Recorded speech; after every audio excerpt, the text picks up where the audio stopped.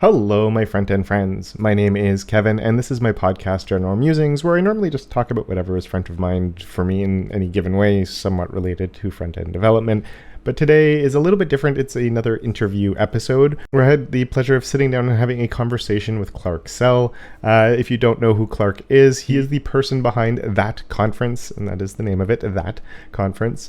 And we don't specifically talk about the conference itself too much, but we do talk about why he even decided to start a conference in the first place, a little bit about the logistics of running a conference, why in-person events are important. He does talk about, how he actually gets around to picking speakers and things like that. And then we sort of transition a little bit more into the work-life balance and how managing that as a sort of entrepreneur, which I can relate to definitely, of having kids and running a company and that side of things, before we move into more of the front-end development stuff, talking about the current state of front-end development and the pace of change and knowing how good you actually are at it when you're just looking at all these other people doing crazy things. And we get into CSS a little bit as well. And maybe the most important part of the conversation actually does happen close to the end, where as we were wrapping up, I think I wrapped up like 3 times and I thought I was going to end the interview and our conversation kept on going, but it moved into a discussion on finding your tribe and how important that is. And I thought that was really good.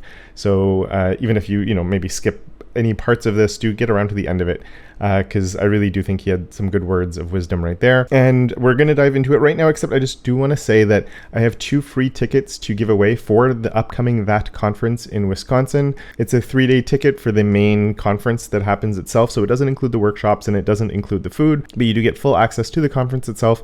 And I will be hosting a little mini meetup during those days, one of those days anyway, during the conference. I haven't figured out all the details on that yet, but I've talked to Clark about it, and we're going to have a little space where we can all sort of hang out for a little bit at least and chat and things. So if you do get a ticket, you would have to find your own way there and have the accommodations and all of that.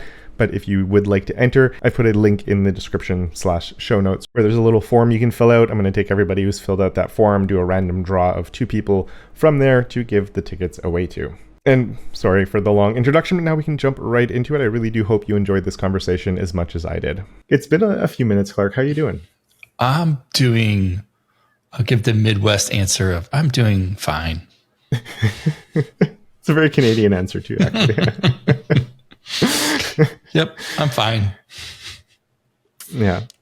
So I know you're generally just very busy, so I appreciate you giving me some of your time to come on and chat. Absolutely. One of the reasons I wanted to chat with you, and I think the main thing is you run a conference. It's called That Conference.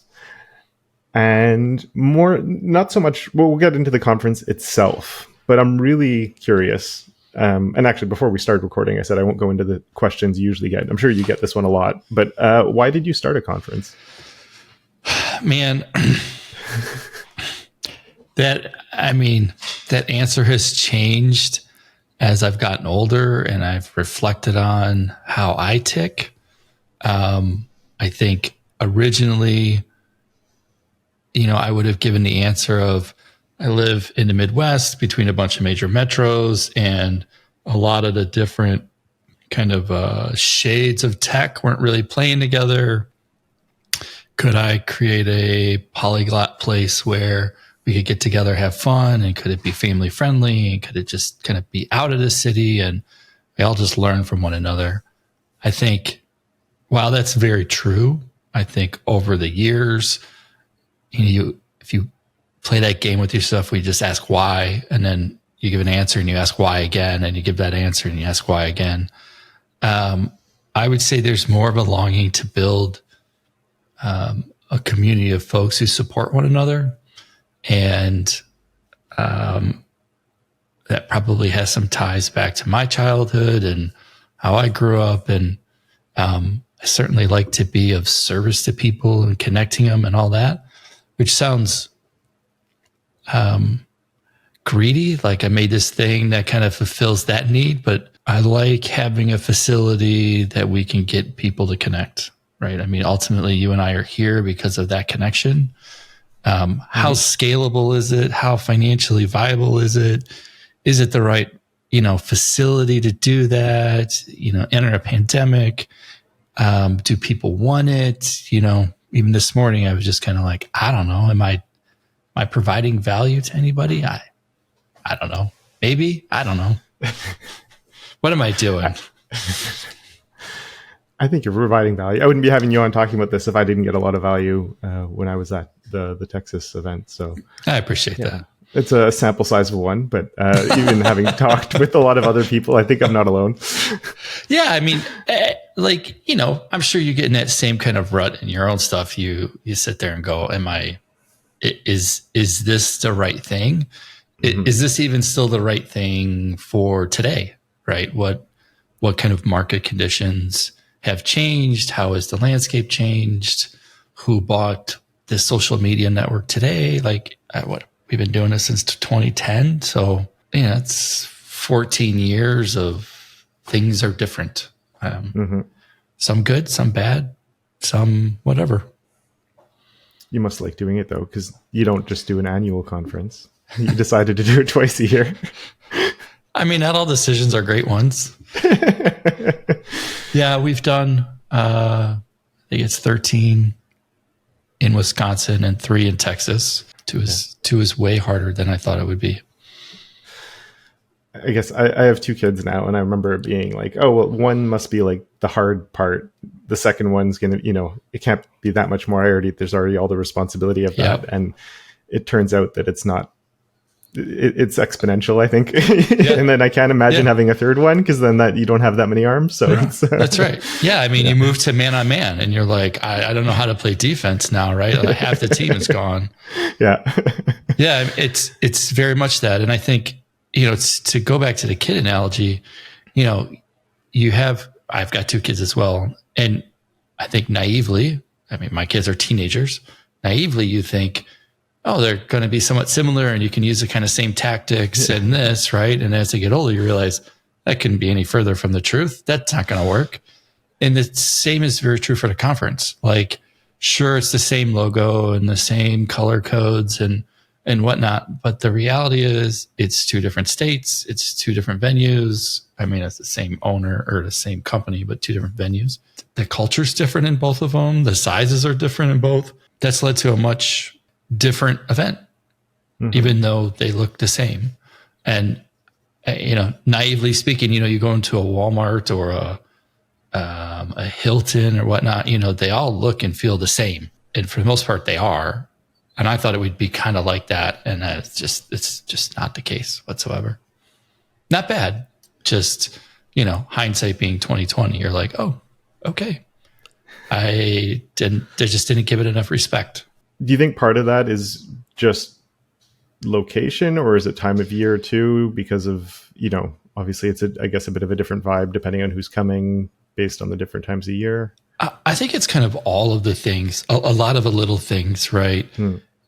Because that one's in Austin or outside Austin, it's easier to travel to. So more international people can come.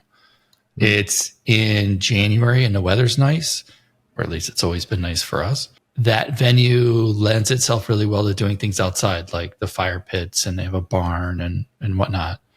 And those are just some activities that we don't do in Wisconsin. It has a different audience. Again, partly because of the travel, but you get a lot of people who will fly in, whereas the Wisconsin one is kind of more of a drive to. It's a little bigger of a commitment to try to get to it. And thus, those who come kind of have varying degrees of background. Right. So in some regards, the Wisconsin one, you'll see a little bit more of the same, like similar industry types, and maybe it's a little more diverse in the Texas one. So I don't think there's any one thing as much as there's just a lot of little things. You were talking about open spaces, and I remember when you're sort of explaining what they were that first time, I was like, oh, I'm curious how this is going to go.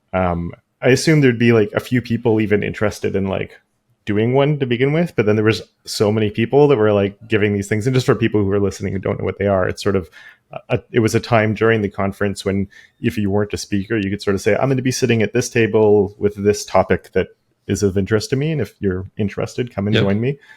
And yeah, there was just, I think that like I don't remember how many, was it 16 tables that was going that or whatever it was, like, and they were basically full. Like everybody was so into it, and I was just like, this is awesome. how did it come about to like even try something like that? I think about the conference in kind of terms of behaviors.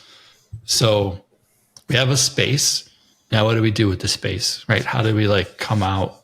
Like, how do I know that I've had the right impact to the community at large? And so if you take a keynote, I think of that as a very inspirational, kind of make you feel a little bit uncomfortable. What I want you to do is kind of recenter, recharge. If I think of a session, that's a very formalized, structured conversation that you, Kevin, are giving me, Clark. And if I, Kevin, did my job well, then that should also spawn a whole litany of questions and things that I would then be interested in.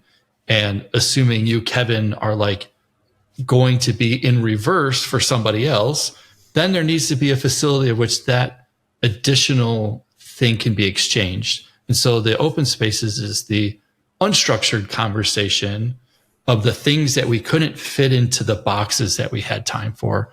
And instead of trying to have 300 sessions, let's have 150. I'm just cutting in half or making a half number and saying, wouldn't it be great if I could give you a facility that you can have anything that's contextually relevant for you? Because you came to the conference and I'm just going to keep using you and me, yeah, I'm interested in CSS, but it also turns out you do a lot of YouTube things. And well, hey, Clark, want to learn more about YouTube. And maybe I didn't know that you were in YouTube. I don't know how anybody would not know that, but let's pretend that's the case. And then the next thing you know, maybe there's 10 other people who join the table. And now we're all having a conversation that, one, we didn't know we were going to have. Two, there was no expectations of skill or format or kind of anything of that sort. And three, there's no boundary to it. Like if it lasts for 5 minutes or it lasts for 5 hours, if it's about one single thing or 10 things, like as long as the group's engaged, then it's a win. Like that topic met the needs of the people who were there. They learned something, they enjoyed it. And you can do that when there's a huge density of people together. You can kind of self-select into these things that you want to be there. And I just love them. I think they're just it's such a great format to sit alongside of everything that's there. And so between those things and then networking and fun and all that, but I just think like, how can we kind of be of the broadest, best service to those who are coming in what's contextually aware without having to try to guess at everything? Because I can't. Like I don't know what Kevin's interested in July, right? Because we're here today. There could be another JavaScript framework launch before then. Probably be 3, but maybe, right? So like shit changes and people, want to know. And you can go to the flip side and go, oh, people lost their job or got a new job. And now suddenly it's not even about the tech. It's about the other side of our lives of like, how do I do this other thing? And so we've seen things like resume reviews. Jason was doing a thing on how to make coffee on the road, homeschooling, right? There's other shit that affects us as the whole human versus just kind of what I bang on the keyboard. And we just try to have this kind of good balance and good facility to kind of orchestrate those conversations. Even the networking things, like they're intentional, like put everybody in a barn and have a hog roast or a barbecue, right? It takes you out of one mindset. It puts you into another. It's family friendly, all these things. And as a result of that, a whole bunch of things are going to happen, which will be super cool and people won't forget. So there's a ton of intentionality behind each of the different pieces. And unless you really are looking at it, you just might say, oh, these are things on the schedule. And it's like, not so much. Yeah, what I thought was cool too, and I had other people telling me that one of the things they really liked about the conference is the accessibility to the speakers, and how as a speaker you're sort of just you're an attendee who happens to have a slot at one point to talk to a group of people. But even during the open spaces, like it's not the speakers doing it, but they're showing up and hanging out and all of that. And I heard that with other conferences, there's a bit more of like, there's the speakers over there and they do their own thing and they have all the attendees. And I don't know how much it is. And it probably really depends conference to conference, how it's organized and on that side of things. But yeah, I mean, I get a lot of shit because I don't put people on pedestals. So I just look at it and say, if you think of a stool and you have speakers, sponsors, attendees, which are usually the three that people talk about, they forget the fourth, which is the organizer. Without all four of those things, you can't sit on the stool. Okay, you can make an argument, you can make a triangle so the three could stand. But, without an organizer who's putting the thing on, who's creating a facility to do the thing, my biggest complaint when I was going to conferences or speaking at them is that there was this divide of people. Like you were in the cool club or not the cool club, and they're private party and not private party. And it's like, I don't know, screw that. Like we're all just there. Like hundreds of people I had to say no to come speak. It doesn't mean that they were crappy speakers. I just don't have enough rooms. Right. So how do you go? Everybody who's here has something of value to share, because the reality is we all do. We're all practitioners. We're all doing the thing. So how do I get everybody to share? Because I know Kevin wants to learn about things. Clark wants to learn about things. Okay. So how do we make that? How do we really make that happen?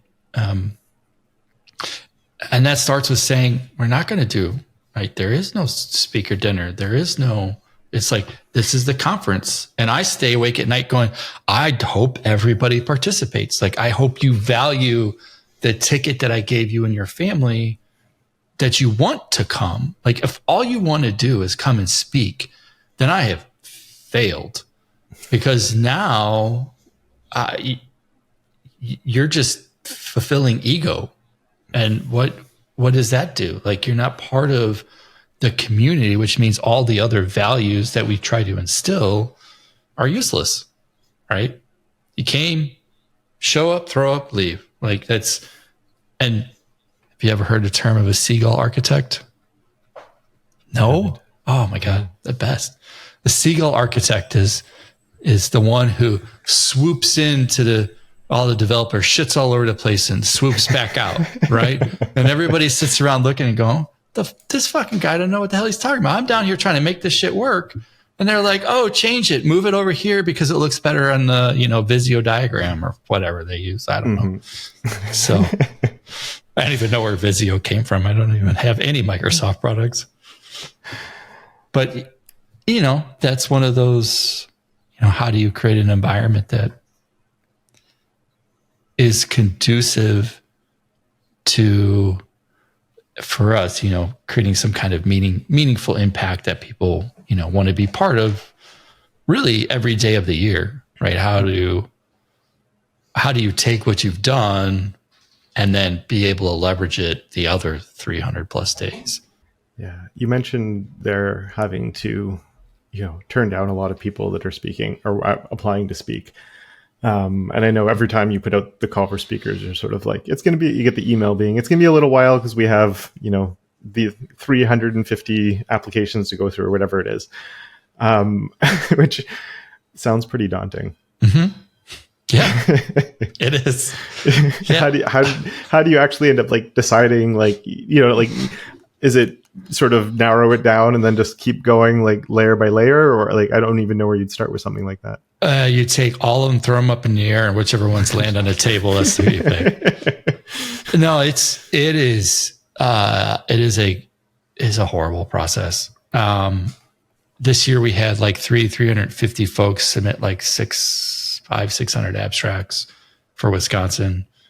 And there's a lot of dimensions, there is, male, female, spoken to past, not spoken to past, topic relevance, I'll say effort. Like I had some people just phone it in. Like, okay, well, sorry. Like if you're going to send me a link, you're out. Like there's just other people who are trying harder. So yeah, you every year is different in the aspect that what people submit and kind of where the industry kind of bends and moves, which is one thing I like about, and it may be our downfall, but kind of one thing I like about not having a strict, like talk about this, we talk about that, is you get to see kind of where and what's hot for the industry at present time. So, historically speaking, soft skills just continues to get bigger and bigger. This year, we got a lot of architectural stuff, which I haven't seen architectural stuff in years. There's a classic example of like when React first came out or Angular, 75 people submitted a React thing, but we're going to accept 2. So, you can, at those modes, right, you kind of take that group of things and you go, okay, well, now I've got to look at, I'm just going to put this all in one bucket. We know that we're going to pick 2 of these things because we're picking X number. So like get to top 5. Once you get to the top 5, kind of put the 5 off in a corner and then let's go to the next thing. And, but yeah, it takes weeks. Like it is a grueling process. I end up over picking all the time, but we also know that people, end up having to back out because something changes or whatnot. So you kind of over plan to kind of come in where you want to be. I mean, it's my least favorite part of the whole thing. I absolutely hate it. I mean, I didn't get into this to do event planning. Like I'm an engineer, so I don't really like that part either. But I just despise it. I hate it. We do our best. We do our best to try to keep it balanced. Sometimes we nail it. Sometimes we flop. Speaking there about, you don't want to be, you're an engineer, not an event planner. Is that true still? Are you more of an event planner these days? Well, given that I got 4 customer projects that I'm trying to deliver on, I think it makes me 50-50. Would you say you're a teacher or an editor? Yeah. I mean, I after 25 years of this, I struggle as to where I really belong in all of it. And we've had to let go of some staff. And so we're kind of running solo at the moment. And, it's too much. So we're in the process of redesigning, systematizing. I don't know what the right imitizing word is, how this operates, right? How do I get some of the things that I really don't like to do out of my hands? And that take me a long time. Like I could literally sit there and answer emails all day long, every day. I can't. I mean, I don't want to. I have, the business has to make money, which means we have sales calls to do and this and that. I still have our consulting company that I do to try to feed the family. So there's this really, really difficult balance right now of like this. I don't want to say we're large. Wisconsin event's larger than a Texas one, but this living, breathing business that has contracts and, financial responsibilities to hit. And then, this other business that has contracts and deliverables that needs to hit. And there's kind of me in the middle, like kids to feed and, one going off to college and I need tires and, all the standard, life shit that happens. And I know, having talked to you, you do value your family and all of that. How do you find a balance? I mean, right now I'm struggling. I'm struggling bad right now. I try to put the family first. Younger Clark would have just worked all the time. And that has led older Clark into some health issues that he's been forced to deal with. So don't be younger Clark. I think as I've gotten older, the body has also said, like, I just can't handle, and it sounds so weak as a man to say, but like And I get to 7 or 8 o'clock at night, man, I'm tired. Like my retinas are tired. Like I can't really do it anymore. Right. I need a break. But when I was 25, like whatever, I was grinding away like nobody's business. We're uniquely challenged in that we own our own businesses. So that means, when yesterday daughter had a soccer game at 4:30 and we need to leave at 4, I don't have to look around and ask anybody what I need to do. I can go do that. But that also means I'm either getting up early or I'm working on the weekend. And I had an interesting conversation. It was just this Sunday or Saturday where my daughter had asked if we ever got any days off. And I mean, she's 16. I mean, they only know parents that have owned their own business. But they also don't know parents who have had a rigid schedule. So then we had to explain like, yeah, dad works a few hours on a Sunday morning, right? Maybe 4 or 5 before anybody gets up. But then he's off the rest of the day, or dad went to your game or mom went to your game, but then we had to make it up somewhere. So yeah, we should be better at taking days off, like whatever a day off means as a entrepreneur or small business owner. It's hard. Like I think of a quote that somebody, or a thing somebody told me when I first started at Microsoft back in the day, which was you can do some things one time and one time only. You can do some things one time, anytime. Kind of choose wisely. And, when the family stuff is there and it needs to be done, or my kids come down and they need their attention, right? I try to go do it. And then when they're off, playing video games or at their friend's house, whatnot, I go and do the work thing, right? And I think the piece where I get left out and where I really struggle is when does Clark do Clark things? And that seems to be my biggest failing at the moment of like, how do I keep up on my health? And what does my social life, non-existent, look like? What are my hobbies? Like, how do I refill my buckets? And that's missing for sure. But, as you know, your kids get older, things get busier and busier and busier. And there will be a day where there's a cliff, and then suddenly there will be no chaos in the house.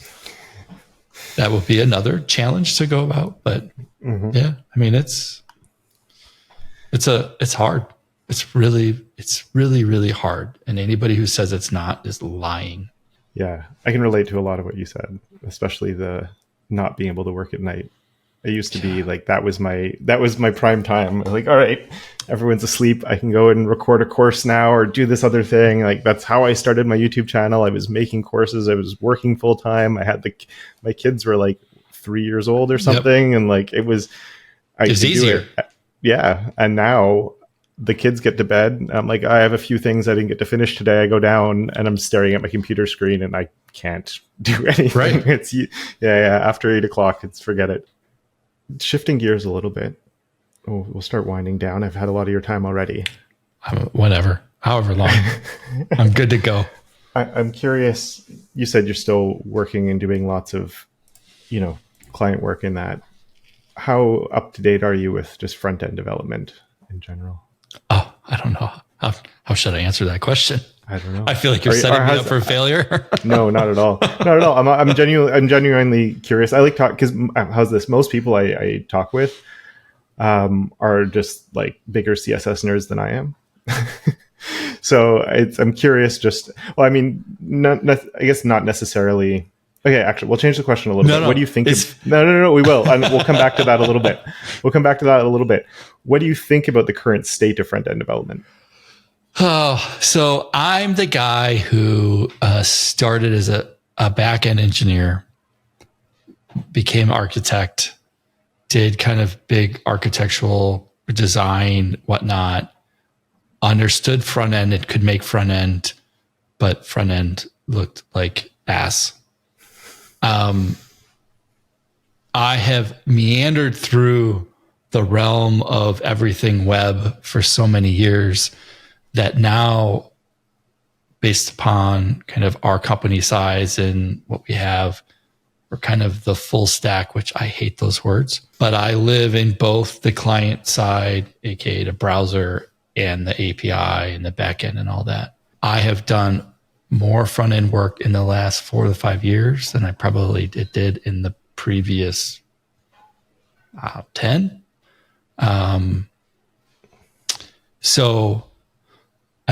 I historically, I feel like I've only ever been in the middle of the pack of said like knowledge. And I struggle with keeping up just because it just feels like it's never ending, moving fast. Of course, some core principles are always the same, and kind of don't really change. But man, I'm looking at this project that we have coming up, and it's an e-commerce project, and front end will be in SvelteKit, and back end is it'll be Node or Bun. I don't know, one of the two. Some JavaScript API, most likely. And there's a whole litany of services and integrations and things to write and Stripe. I mean, the project I'm trying to finish up right now is adding a Stripe into an existing customer's website that they do, whatever they do. And then we have our own platform, and it's all the things that I want it to be. And yet I can't even keep up with trying to get to the latest of the things I want to get it to. So I don't know if that answers the question other than, man, we're trying. Like I try all the time. I feel like a forever learner and never an expert. And I lean on folks like you. Like, all right, you teach me CSS. Like that's my biggest weakness. And then I just look at the stack of things that I am sucked into. Granted, we need help. And it's like, all right, well, we're going to use Tailwind on this because it checks the boxes. Like we can be productive and fast and whatnot. And we're going to use this over here because it makes sense given the engineering team or the talent that's there or what they need to do. And some decisions I like and some I don't.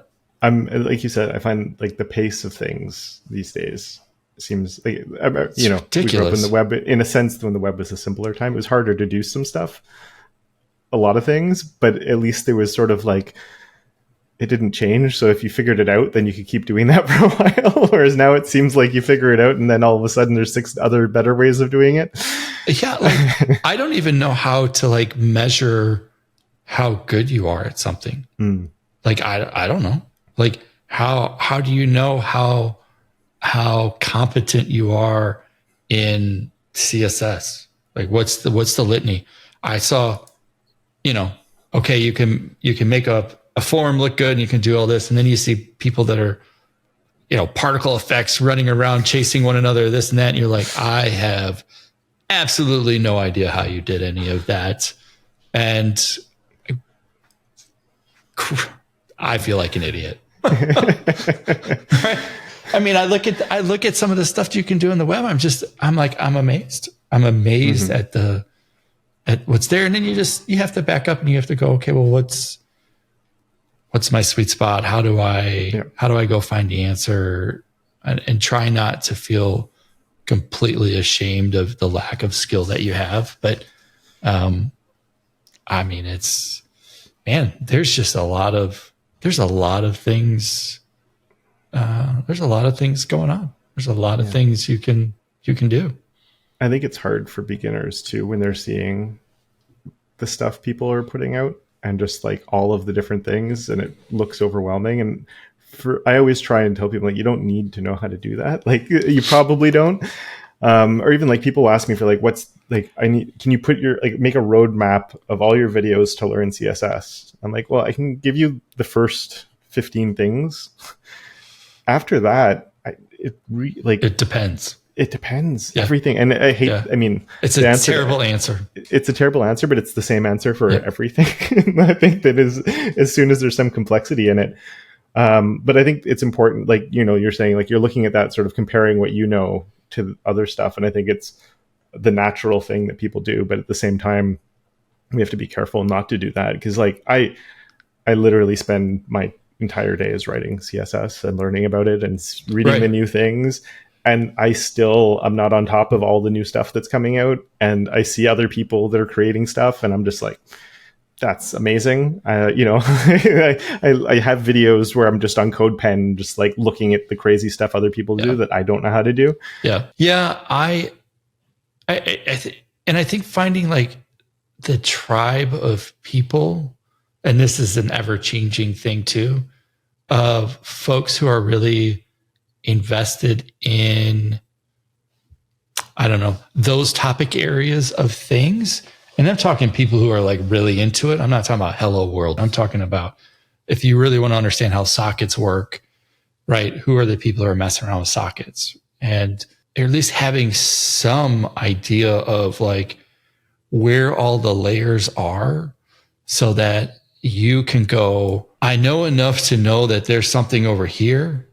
And thus, what do I need to do when I get there to explore it, so that I know how to kind of better answer that question? Or where do you seek help? Maybe it's not you who does the thing, but it's somebody else. I mean, I think the introduction of full stack to any recruiter's mouth has just been like the worst thing ever to happen to our industry. Because, I mean, every giant team that I've ever been on, we've had a DBA. We've had people who focus on API design. We have people who are really skilled user interaction and UX. You have somebody who knows how to slam out the web screens the way they need it to be, right? There was never one person really. I mean, sure there are today, like, but it's not like you get on a big ass project, like that's not a scalable thing. I think you're 100% right on that. And that it's one of those things, especially I guess I see it in the CSS world, because you get a lot of people being like, there's not enough, respect's not the right word, but there's often not like that specific role for people that are just like talented at that side of things, the HTML, CSS side of things. It was never respected. Yeah. Like it was never respected. It was witchcraft until like the last, I don't know, I feel like the last 5, 6, 7 years, it's like, I can remember way back in the day, CSS Zen Garden. Yep. People were like, I mean, we would just sit there and flip the screen and be like, whoa. and then you just go back to your day job and everybody's futzing with CSS trying to figure out how to get the thing to move over because nobody understood anything about it. And it never got to respect. Now, arguably so, but browsers were kind of a mess and there were other kind of factors that led to it. I mean, JavaScript didn't get any play until Node came out. And then all of a sudden it's like, we can do real things with it. And it's like, well, I mean, and so things just kind of like, that's the most exciting part about the web, is that this evolution of the thing that it is just continues to get more and more just incredible every which way to Sunday. I mean, it's just bonkers. The PlayStation interface is a WebKit thing. What? What? Like you had this giant box and you're using a browser? Like, what? I can't even, like, I would love to just be the fly on the wall. That's like, that's the architectural decision. And I'm sure I would have never known. I'm sure it makes total sense. And I'm sure they have a litany of reasons as to why. I'm curious. You saying that made me start thinking a little bit, because as I said, I talk to a lot of people who are just like always nerding out about CSS. As someone who sort of maybe hacks away at it a little bit more, what's something that you wish was easier to do? It could be a general thing, or if there's something lately that's been bugging you. I feel like I struggle with layout. And I mean that in the creative sense of layout. Obviously, grid and flex, there's some nuances to those things, which I always forget. It's the place where I want to get better, is to be able to really say, I would like kind of this shape at this, I don't want to say this size because obviously use a media query to get there, but like I want this kind of overall, structure, look and feel, and then, collapsed. I kind of want it to look this way. And the one that keeps coming to my mind, which you and I've talked about before in the past, is like we've got the grid of sessions, and yet I've got a session that spans 2 rows. How does that happen? And there's ways to solve it. You could say, okay, well, it's a data problem. Like load it on the second one, like use data to do it, just still have the kind of grid of boxes. But it's like, but then you're losing the semantic of it's longer, right? And you really want to show that it spans 2 things. And I don't know, like I would love just a think tank of like, how would we solve this? I know that it's great. I know that it's changing, and I don't know enough about it all. I feel like I do it kind of poorly because I'm always like, I got it to work. But what did I really do? Like, what is the browser just like vomiting back there trying to spin off flex boxes? It just like shit the bed and it's like, screw you, man. Like, I don't want your 150 boxes. Yeah. At one point, if it works, it works. You can overdo it and run into some performance issues if you really do something insane. But for the most part, right. Well, but that's a place where I feel like we've lost a little bit of like cachet in tech. Is like you get it to work and then you're like, cool, ship it. But then you don't really realize like, oh, but that web page is taking up 400 megs of RAM for your 2 boxes. So, and I'm totally guilty of it, but you're like, how much better could it have been? Mm-hmm. And that I cannot get that out of my dome, especially when Sentry's like, hey, you shit the bed. Hey, you shit the bed. Right. You're just like, what am I missing that could have made it instantaneous?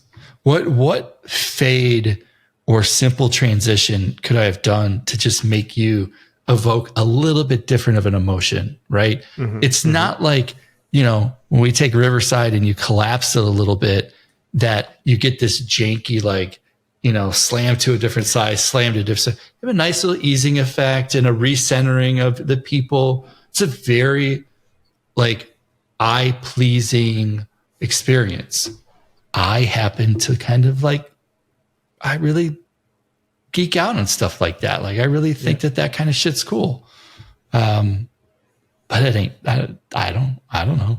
Like, I don't know what magic these nerds put into this thing. Like it's pretty cool. Yeah. It's also one of those things of the, opportunity cost of implementing them. Because you're like, I could make that really cool, I bet, if I put the time and effort into it, but I could be doing this other thing that's critical instead. Right. That is my struggle with the conference. Yeah. Like that is like every struggle of everything is I have these need to sell sponsorships, need to sell tickets. I have a backlog a mile long of things I want to do on the website. But those things I don't necessarily have a direct line of revenue against. And if I don't get the other things, I'm never going to get to those things. Right. And it's this weird just tug, push and pull of like, do the grind of fundraising and do this, do that. And when really I want to be like, I want to do none. And I just want to go make this thing. And, you can argue maybe I shouldn't have built a platform, but I don't know. It gives us I think it gives us some unique advantages that others don't have. Always. Appreciate your time. I appreciate everything you do with the conference and for being the one that got me to come out and experience my first one. I'm that guy. I got you. Yeah, you are. Yeah. And look, I appreciate all that you do. You're one of those people in my bucket where it's like, oh, okay, I need to go learn layout. I go to you first, right? You're that first stop on the train of insanity for me of like, I don't I don't know. Like, I need to know better. It was an honor to have you at the conference, and look forward to you coming to Wisconsin and be able to do things like this. I mean, I think this is that intersection where it all works, right? It's that intersection of like, did a thing, contribute, got back, give, get, like the circle of things kind of, I don't want to say feeds itself, but, it's the tide, raise the tide that lifts all boats, right? Everybody's ultimately contributing to it. And I hope those who are listening, that there's some spinoff of that, right? Whether it's people that you meet or, I don't know, somebody's like, oh, I want to go start a conference. Maybe I should ask Clark. And I'll go, don't do it. Like, don't run away. Don't you dare do it. Before I let you go, I'm going to let people know more about the conference, but is there anything else you would want to point people towards or let people know about, or sales pitch that conference, whatever you want? Yeah, like go to that conference. Thatconference.com. Go. In all honesty, for anybody who's listening, my encouragement would be to go find your tribe. Go find a group of people, both in person, and I let me underscore that again, in person and online. Neither replace one another, to where you can learn and grow with those individuals. In some cases, that's maybe a local meetup. Maybe it's a conference. Maybe it's our conference. Really go and get involved and go learn about what's there, and get exposed to things that you wouldn't normally get exposed to. I think that's one of the special parts about a conference is the density of geek that's all there lends itself to you getting pulled in ways that you would have never known before. Whereas online, there's a lot of intentionality to where you're kind of driving your boat to go be part of. And it's easy online to ignore because it's just, it's like Vegas. There's just binging and bonging everywhere. And you're like, I can't take it. So you shut down. But get involved. I think that's the thing that will take you from where you are today to where you want to be tomorrow. And I know it sounds hokey but so many people they're not going to conferences or meetups or user groups or don't know about them. And I tell you, there's some magic stuff and relationships that happen from that. Yep. I totally agree. It's definitely different, and it's definitely worth the thing. And don't just look at like, oh, those are the people speaking. It's not just the people that are there. It's everything in between all of the talks. Yeah. I mean, you and I I don't want to say bumped into one another, but sort of bumped into one another at that conference, and then ended up having 2-3 hour conversation. I thought it was fascinating because we were talking about YouTube stuff and just kind of how we work and the tools we use and whatnot, comparing kind of notes. Mind you, I just hit 1,000 subscribers. Congratulations. Yeah, I don't really know what that means. Not much. It's a nice number, though. Yeah, it's 4 digits. I remember hitting it. Yeah, it's exciting. It's got a comma. But yeah, that would have never happened.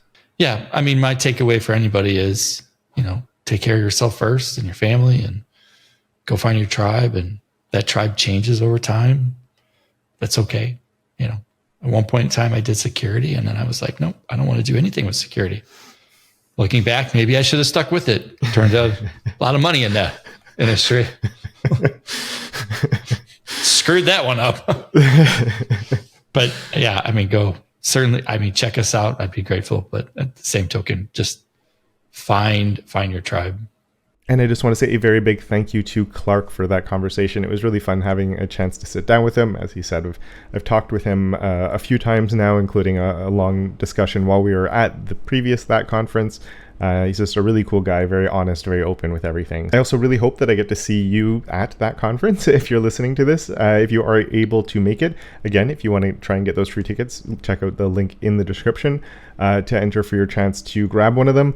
But even if you don't and you are attending the conference, please do make sure you stop me at one point, let me know, say hi to me.